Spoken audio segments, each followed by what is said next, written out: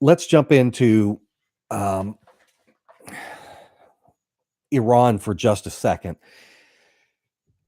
I've been reporting for a long time now on Saudi Arabia and the connection. This predates Donald Trump. This was a big thing back during the Obama administration as well. Saudi Arabia is in a proxy war with Iran for geopolitical control of that region. Iran is the number one competitor to the rising power of Saudi Arabia in the region.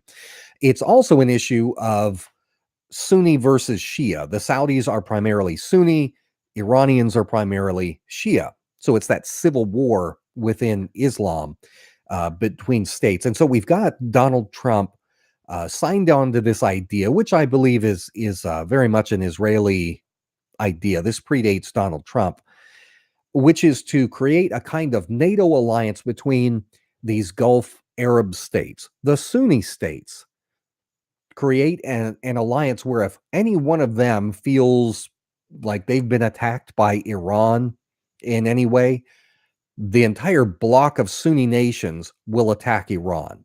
Okay, this is all, it's Saudi Arabia has its vested interest here, but this is also clearly a plan that is being pushed by the Zionists in Israel because Iran is the number one state in that part of the world that Israel has to fear. So the Ziocons, the neocon Zionists, I call them Ziocons, they have been trying to get after Iran for some time. So Iran does provide some backing to the Houthi rebels who are in Yemen. You've got Saudi Arabia is kind of like a boot shape, and down on the bottom end of Saudi Arabia is Yemen. The Houthis kicked out this is back in 2014 or 15, they kicked out the Saudi-controlled puppet, the Sunni puppet that was there in control of the government in Yemen. And the Houthis, who are kind of Shia, they have controlled it ever since. And so Saudi Arabia, having lost their puppet, they're fighting. They're fighting.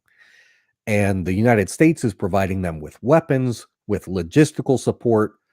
Israel has helped out some. So has the United States with Air Force bombing raids. It's a big mess, massive humanitarian crisis there that very few people in America know about, and those that do know, many of them just don't even care. But again, this is a proxy war between Saudi Arabia and the Zionists up in Israel against Iran. That's really what this is. So the United States being controlled by the neocons, and the neocons are Republican and Democrat. It doesn't matter what party you are. Neocons started out as Democrats in the 70s and gradually became a big part of the Republican Party as well. But the United States is heavily pushing this war between Saudi Arabia and the Houthis in Yemen. And there have been a couple false starts where there's been threats made by the Trump administration against Iran, saying, oh, well, the Houthis just shot a missile over to Saudi Arabia, and Iran provided that missile. So that means it's an act of war by Iran, and Saudi Arabia is the ally of the United States. So therefore, we're going to attack Iran. That's been held off. And I'll tell you, surprisingly, one of the people who has played a big role in keeping this Iran mess from unfolding is the Secretary of Defense, Mad Dog James Mattis. Stormy Daniels coverage. Thank you there for that, King Boba. I'll take a look at that. So James Mattis was not big into this attack on Syria, the last one, and he's certainly not big into this attack on Iran that is coming up. And you may have heard reports in the news filter in from Australia. Some of the government officials in Australia have been saying that they have reliable information that the Trump administration is planning to start bombing or to conduct some kind of warfare against Iran as early as next month. And uh, James Mattis has said, no, that's not true. But take that with a grain of salt, because it was just not too long before Trump started attacking Syria that Mattis was out there saying, we have no plans to attack Syria. But remember, Trump doesn't always share what he's doing with his own leaders. That's one of the reasons that so many people have quit or put themselves in a position to be fired by Trump, because they're just not great team players with Trump's agenda. It doesn't always mesh together well.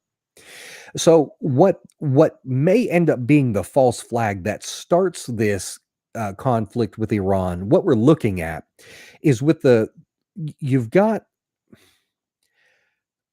it's all about this is issue of oil. You've got oil tankers that are traveling through the Bab al-Mandab Strait that goes down to the Red Sea, and this is one of the busiest water routes in the world. Just constant tankers, tons and tons of oil tankers going through there. If Saudi Arabia or the United States says the Houthis used Iranian technology, weapons, whatever, to attack a Saudi oil tanker, that's justification for war against Iran. And that may sound kind of familiar to you, because that was essentially the modus operandi that got us into the first Gulf War under George H.W. Bush. Not so much with the waterways there, but with Iraq going down and potentially messing with um, the oil supply, not only in Kuwait but possibly down in Saudi Arabia. Well, the U.S. has to go in and protect the oil. That's definitely something that Donald Trump has spoken a lot about, is concerns over control of oil in the Middle East. Take the oil, take the oil. So I would expect to see, if there is any attack on a Saudi oil tanker, there's going to be reprisal. I was looking through Israeli newspapers online, and that's what they're talking about. They're saying, we expect this is going to eventually develop. So that's something to watch for. When you've got the Zionists up in Israel, combined with the Saudi interests, combined with the Trump administration's interests, all converging there against Iran, it just really puts us in a position to where we could look for a Gulf of Tonkin kind of incident to justify some operation. And there have been some people in the Trump administration, they're not named, CNN reported on this. They said they spoke to Trump administration officials, take that with a grain of salt, who said that if the administration gets involved in any military activity with Iran there over this, what they would do is use Saudi Arabian troops and get involved that way. So we'll see. I don't know. I do know that Trump wants into Iran very badly, and that is partly because Donald Trump wants to please Benjamin Netanyahu for whatever reason. We can speculate, but we all know that make America great again is a great idea, but it's not America first in this administration. It's Israel first. So I did send a message out to somebody, a contact who is affiliated with the Australian Geospatial Intelligence Organization that may be involved in this. Basically, they run spy satellites. So there's no way that the United States could go and couldn't participate in any kind of operation there without that particular agency helping out. So I've got a message in, hoping to hear back from a particular contact. Now, here domestically, of course, Donald Trump is on the ropes. Robert Mueller is going after him through Trump's surrogates, including Paul Manafort, who I had reported on extensively over the last couple years, even before Paul Manafort was the campaign chairman for Trump's presidential campaign. I was talking about Manafort and his dealings with these Russian and Ukrainian oligarchs.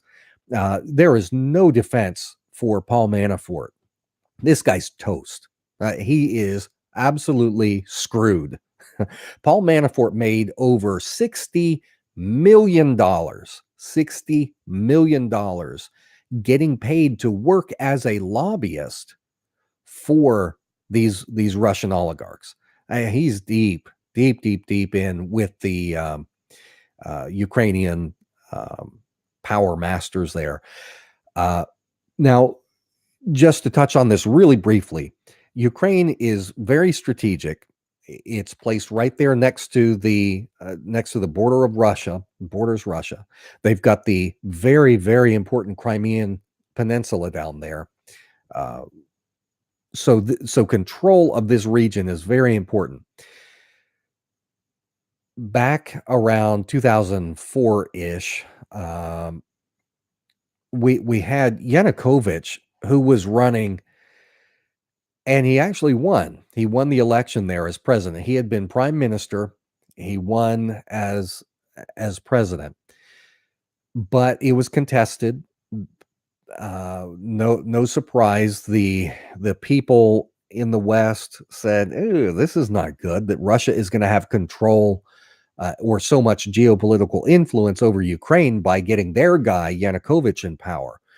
So we need to say this is fraudulent election," and that's what they did. They said, "Nope, we've got to overturn this." And there was a huge CIA backed.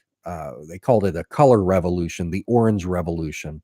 Widespread protests there in Kiev, and eventually they have a runoff and a second runoff. Eventually, Yanukovych loses barely to Yushchenko, and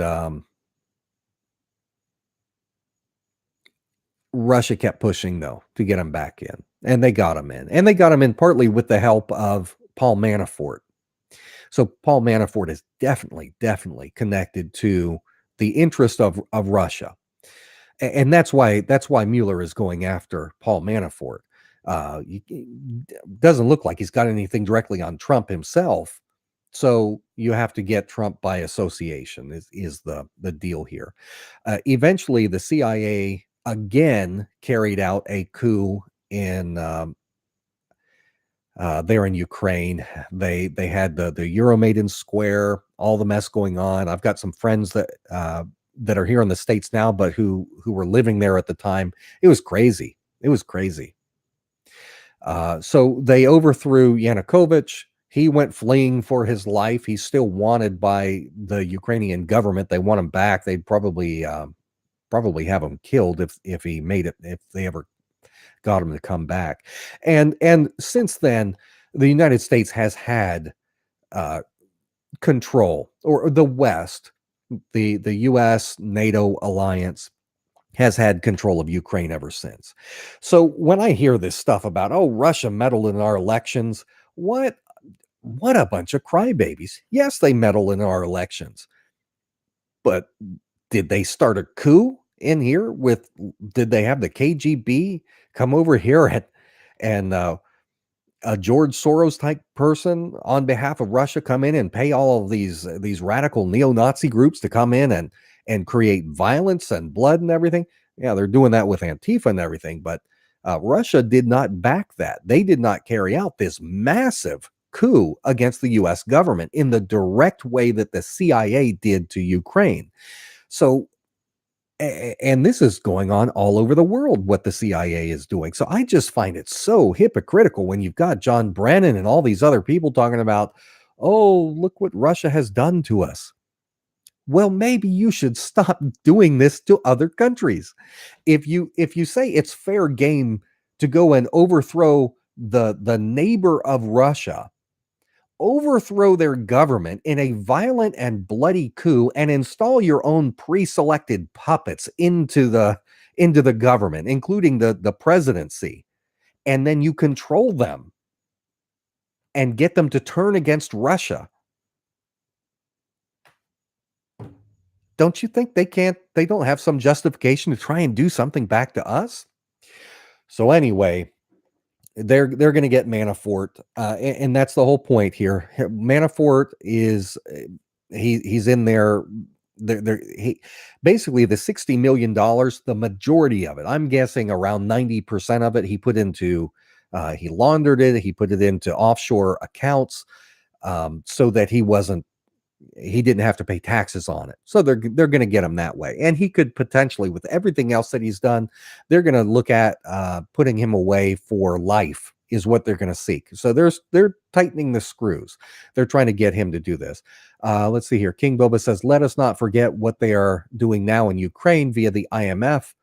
Yeah, absolutely.